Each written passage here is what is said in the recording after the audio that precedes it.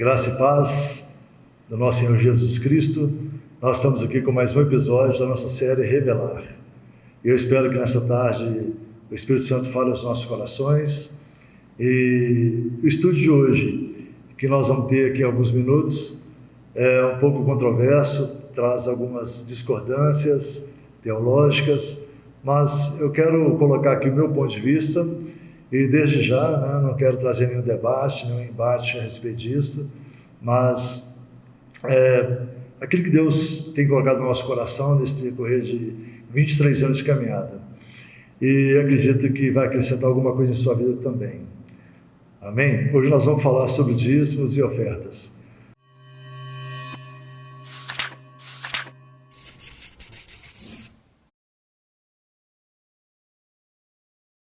Nós tivemos os episódios anteriores a respeito de primícias, mas hoje nós vamos falar sobre dízimos e ofertas, é aquele que muitas vezes traz muita discordância, muito desconforto, principalmente para quem está chegando hoje no Evangelho, para quem está convertendo-se a Cristo Jesus. Então, nós queremos colocar algumas coisas com base bíblica aqui nessa tarde.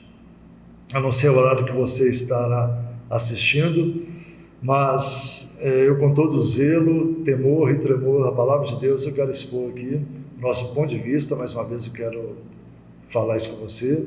Eu sei que alguns lugares pregam uma maneira muito incisiva,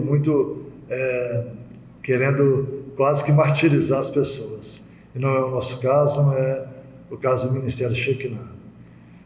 Enfim, nós precisamos ter por base alguma coisa tremenda que para falar em dízimo e oferta. Em primeiro lugar, eu antes de me converter ao cristianismo evangélico, eu já era cristão e já entendi a necessidade de entregar o dízimo. Então, antes de me converter ao evangelho, antes de batizar nas águas, eu já tinha esse entendimento. Então, não é porque alguém me falou, alguém pregou para mim, mas eu já tinha esse entendimento e via isso dos nossos pais. Mas uma coisa interessante é que no decorrer da caminhada, ou melhor, no primeiro dia que eu fui a um culto evangélico, eu senti muita alegria em entregar uma oferta, entregar inclusive o dízimo naquele lugar. E é interessante sobre princípio. Dízimo eu tenho por mim que é princípio. E por que não falar em dízimo desde o princípio? Quando Deus estabelece o dízimo, aquilo que é a parte dele, lá em Gênesis, onde ele diz para Adão: olha, pode comer de tudo que tem aqui no jardim, mas da árvore do conhecimento do bem e do mal, da árvore que está no meio do jardim, da árvore da vida dele, você não vai comer, Adão. Pode comer de tudo, pode desfrutar. Então eu entendo, não quero que você concorde comigo, se você tem outra opinião, mas eu queria que você me respeitasse. Eu entendo que Deus já estabeleceu o que era dele, desde o princípio. Então, desde o Gênesis, desde da criação, Deus já tinha estabelecido o que pertencia a ele. E quando o homem tocou naquela árvore, comeu daquele fruto, ele agora peca, ele sai da presença de Deus. Então, aqui, eu entendo que quando nós tocamos aquilo que não nos pertence, a tendência de nós morrermos é muito grande. Não estou falando de uma morte física, mas uma morte espiritual. E talvez alguns tenham falado assim: mas dízimo e oferta, isso é coisa da lei. É interessante porque se nós formos ler a palavra de Deus em Gênesis capítulo 14, onde a Bíblia fala que Abraão entrega o dízimo de tudo para Melquisedeque. Então, nós entendemos que Melquisedeque, Melque vem da palavra rei, Zedeque, paz. Então, rei de paz, ou rei de Salém. Melquisedeque, ele leva pão e vinho, pão e suco de uva. É interessante que já tipifica Cristo naquele tempo. E sabemos que Melquisedeque, ele não tinha genealogia, não tinha princípio, não tinha fim, e entendemos ali pela palavra do Senhor em Gênesis capítulo 14, que Abraão entrega o dízimo a Melquisedeque. Então, da mesma forma que Abraão entrega o dízimo a Melquisedeque, ao rei de Baz, rei de Salém, tipificando a figura de Cristo no Antigo Testamento, nós também precisamos entregar o que pertence ao nosso rei, ao nosso Senhor, ao nosso Salvador, que é Jesus Cristo. Não é obrigação, é algo que é consciência, conscientização. A Paulo de Silva fala que todas as coisas me são lícitas, mas nem todas me convêm. Não é verdade? Também o dízimo, sabemos que talvez você fale assim, eu não sou obrigado. Não, você não é obrigado a nada. Você não é obrigado a nada, nós não somos obrigados a nada. Até mesmo porque a salvação não vem pelo dízimo. A salvação vem pela fé mediante, ou melhor, vem pela graça mediante a fé em Cristo Jesus. Então a salvação não é pelo seu dízimo. Porque muitos até entregam seu dízimo, mas não respeitam a vontade e a lei do Senhor. Então não tem nada a ver uma coisa com a outra. Há quem diga, como está escrito em Malaquias capítulo 3, versículo 8 em diante, roubará o homem a Deus, todavia vós me roubais nos dízimos e nas ofertas. E a Bíblia diz assim, fazei prova de mim, trazei todos os dízimos à casa do tesouro, em Malaquias capítulo 3, e no versículo 11 diz assim, no versículo 10, para que haja mantimento na minha casa, e depois fazei prova de mim, diz o Senhor dos Exércitos, se eu não vos abrir as comportas dos céus. Repreenderei o devorador da vossa vide. Aqui há uma porta através do dízimo que Deus é o único que pode repreender quando a maldição vem sobre as suas finanças, quando a maldição vem sobre o seu gado, sobre o seu pasto, sobre os seus negócios, sobre o seu emprego, sobre sua saúde física, emocional, sobre o seu casamento, sobre um desgaste desnecessário do carro, uma conta de energia elétrica que vem super faturada, ou uma conta de água também, devido a algum desgaste ou algum vazamento. Há coisas que nós não podemos, eu não posso julgar, mas Deus ele trata dinheiro com dinheiro. Então aquilo que nós precisamos, Deus ele pode nos dar, independente da vontade dele ou nossa, ele pode fazer o que ele quiser. Mas quando trata-se de dinheiro, quando trata-se de ofertas e dízimos, Deus só vai multiplicar na nossa vida aquilo que nós apresentamos para ele. E alguns também dizem assim, mas o dízimo é tempo da lei. Então nós acabamos de citar Melquisedeque e Abraão, isso foi 430 anos antes da lei. Então não tem nada a ver dízimo com lei. Mas depois de Moisés, sim, foi estabelecido a lei do dízimo, como Deuteronômio, Levítico, Números, isso foi estabelecido. Mas é tão importante nós entendermos o que é dízimo e ofertas, que se nós analisarmos dentro dos estudos bíblicos, nós temos aproximadamente 750 vezes a palavra fé na Sagrada Escritura, 500 vezes a palavra oração, em toda a extensão da Bíblia, e aproximadamente 2.150 vezes palavras ofertas, holocaustos, dízimos, primícias. Então, não é por acaso que a Bíblia traz 3 vezes mais a palavra sobre alguma coisa sobre fé, ofertas e dízimos, do que oração e do que fé. Não é por acaso. Aí você diz também, Deus não precisa do nosso dinheiro. Os pastores estão desviando dinheiro, o obreiro está desviando dinheiro, isso não nos pertence julgar. A Bíblia diz que todo joelho vai se dobrar diante do Senhor e toda língua vai confessar diante dele. Então, o que cada um faz com o dízimo, com o dinheiro que é arrecadado nas igrejas, cada um prestará conta diante de Deus. Eu tenho por mim que tudo que entrar no gasofilácio é sagrado ao Senhor. Como eu disse anteriormente, e você pode estar pensando assim, Deus não precisa de dinheiro, realmente Ele é dono do ouro e da prata. Mas Ele te dá a oportunidade de abençoar a obra dEle, porque através do dízimo e da oferta, nós mantemos o templo funcionando. Nós mantemos o salário do obreiro, e a Bíblia diz que digno é o obreiro do seu salário. E nós mantemos também ajudas, ou missionárias, ou ajudas também para irmãos da fé, que passam por dificuldades. Isso teve desde o princípio, vai ter até o final, quando Jesus voltará para buscar a sua igreja.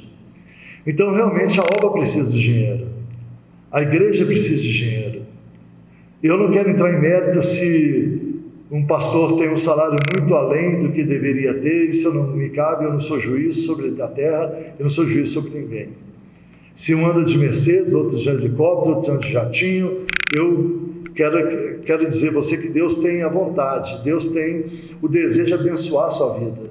E quer que todos verdadeiramente sejamos prósperos em Cristo Jesus. Como diz Paulo, que o nosso Deus, em sua riqueza e glória, há de suprir todas as nossas necessidades em Cristo Jesus. Em Gálatas capítulo 4, versículo 19.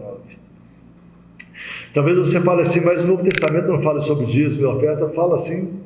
Nós sabemos que o próprio Jesus instituiu o dízimo no Novo Testamento.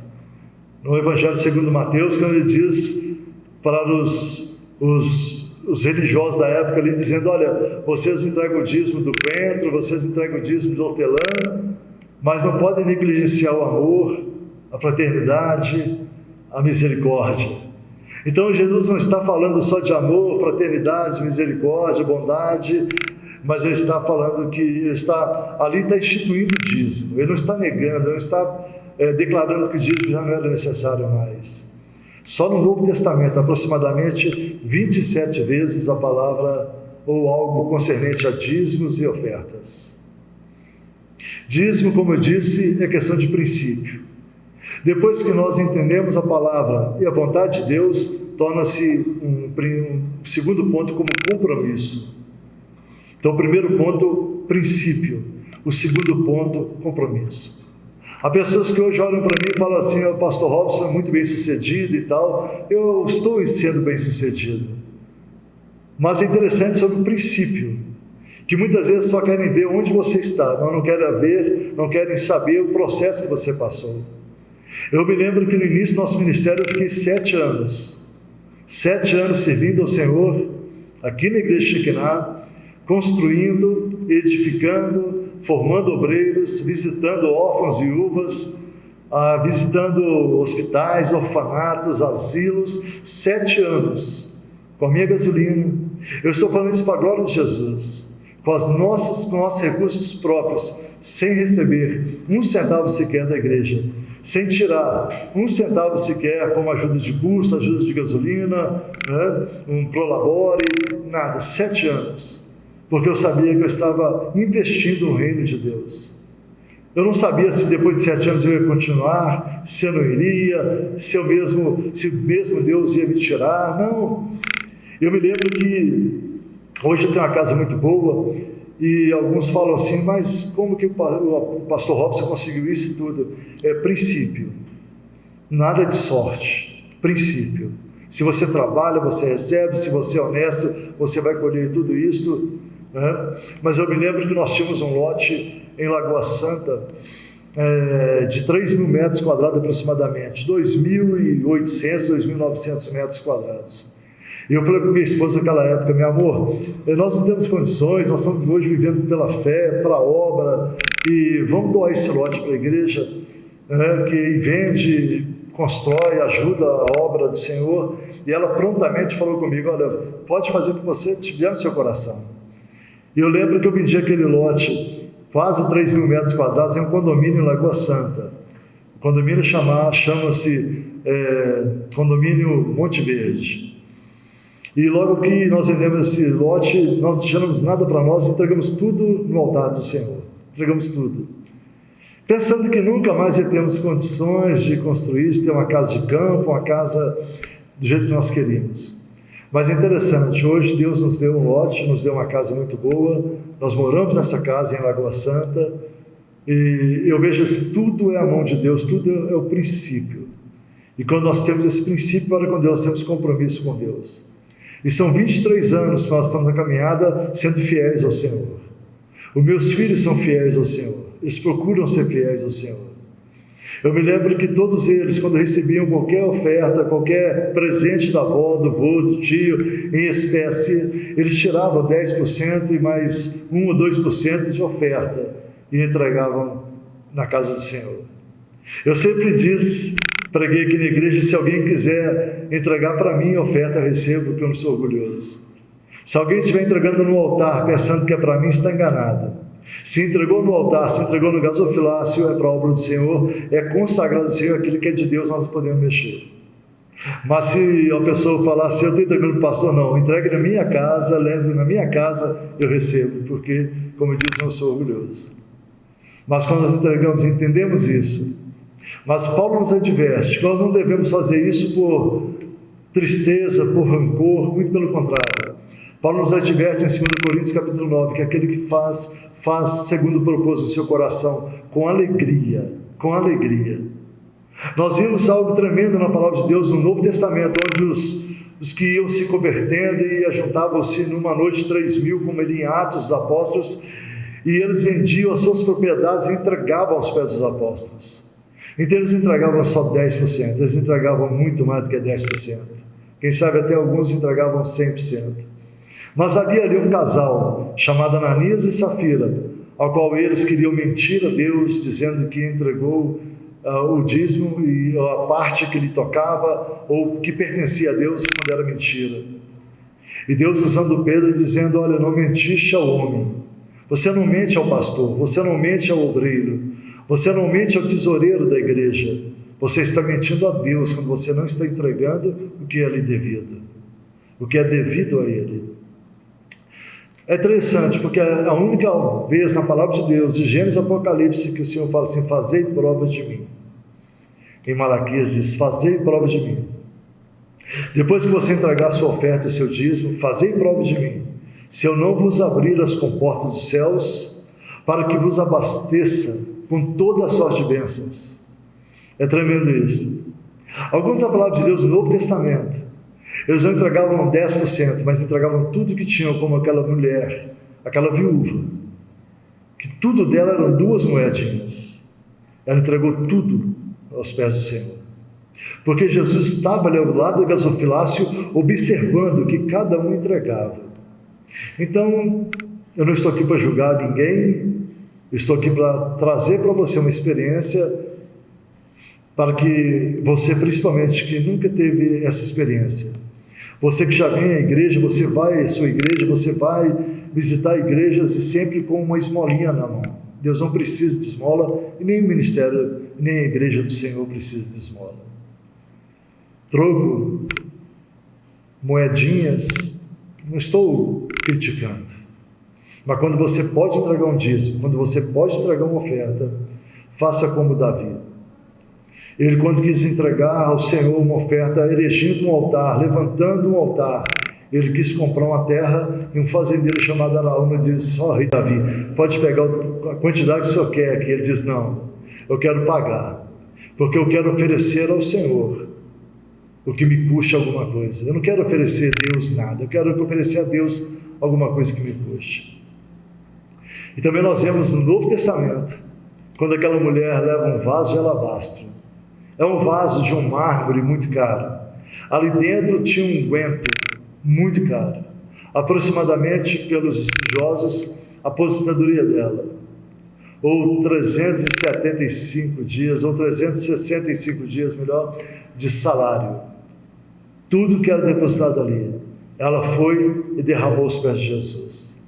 E é interessante que quando nós vamos entregar um dízimo ou uma oferta, o inimigo logo grita nos corações, grita dizendo, sacrifício não, porque o inimigo das nossas almas, uma coisa que ele odeia, é quando nós sacrificamos alguma coisa a Deus. Nós consagramos ao Senhor o nosso filho, consagramos a nossa casa, os nossos bens, ele não ama isso. Quando aquela mulher leva aquele vaso de azeite, de óleo, de unguento, de perfume, de um nardo, alguém gritou ali, ela poderia ter vendido e dado aos pobres. E muitas vezes que estão falando isso é o que está muito perto de você, como Judas disse ali naquele dia. Então o próprio Judas quis parar o sacrifício que aquela mulher estava fazendo. Muitas vezes ele quer parar aquilo que Deus já colocou no seu coração para você fazer na obra dele. Não deixe ninguém fazer por você. Faça você mesmo o que é necessário fazer. E terceiro ponto, o dízimo é gratidão. Então o primeiro ponto é princípio, o segundo ponto é compromisso, e o terceiro ponto é gratidão. Eu hoje entrego o dízimo, como eu já falei, desde quando eu me entendo por um cristão evangélico, principalmente.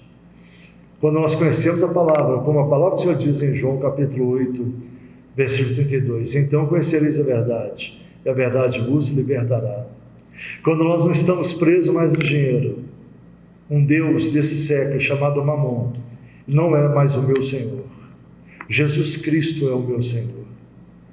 A palavra do Senhor diz que o dinheiro não é a raiz de todos os males, mas o amor ao dinheiro, como o Tiago diz, o amor ao dinheiro é a raiz de todos os males. Então que nós venhamos ser prósperos, que nós venhamos ter um carro bom, que nós venhamos ter uma vida digna, que nós possamos comer uma pizza com os nossos filhos, que nós possamos comer uma carne boa no final de semana, se não der todos os dias. Mas nós venhamos, em primeiro lugar, buscar o reino de Deus e a sua justiça, e as demais coisas vos serão acrescentadas. Eu tenho muitos versículos anotados aqui que eu poderia ler, mas eu quis ser muito espontâneo para você nessa tarde. Que Deus te abençoe rico e poderosamente. Rico e poderosamente. Só para completar o que eu falei antes, quando eu disse que por 7 anos eu servi a igreja, servi ao Senhor, servi aos irmãos, sem receber nada da igreja. Quantas vezes eu estava sem dinheiro para uma gasolina e alguém me abençoava? E depois dos 7 anos eu comecei sim a ter um prolabore, a ter uma ajuda de custo da igreja, mas não é nem um terço, nem um quinto daquilo que eu ganhava no mundo secular. Eu aprendi a viver com muito, ou melhor, eu soube viver com muito e aprendi a viver com pouco, como o próprio Paulo diz. Soube viver na abastança, sei passar dificuldade, mas Deus tem nos abençoado em tudo. Eu glorifico a Deus porque eu e minha casa servimos ao Senhor. Eu tenho visto como Deus é longâmino, misericordioso, bondoso. Deus é amor. E para encerrar, eu vejo assim que também nesse período, eu sempre, primeiro, nós tiramos os compromissos da igreja, pagamos as contas da igreja, e quando sobrava eu recebia a minha ajuda de custo. Quando sobrava. Sempre foi assim. Eu nunca batia a mão no peito, eu cheguei para o tesoureiro e falei, eu quero ir meu salário primeiro e problema o resto. Não, nunca. São 23 anos de fidelidade ao Senhor. 23 anos. E encerrando mais uma vez, talvez você pergunte assim, mas e aí, quem não entrega dízimo vai dar reino dos céus ou não? Eu, como disse, não quero ser juiz, mas em Coríntios diz que não vos associeis, não sabeis que os impuros, idólatras, os beberrões, os maldizentes, os ladrões, os roubadores não herdarão o reino de Deus? Como também está escrito em Apocalipse capítulo 21, versículo 7 e também versículo 8, que os roubadores não herdarão o reino de Deus.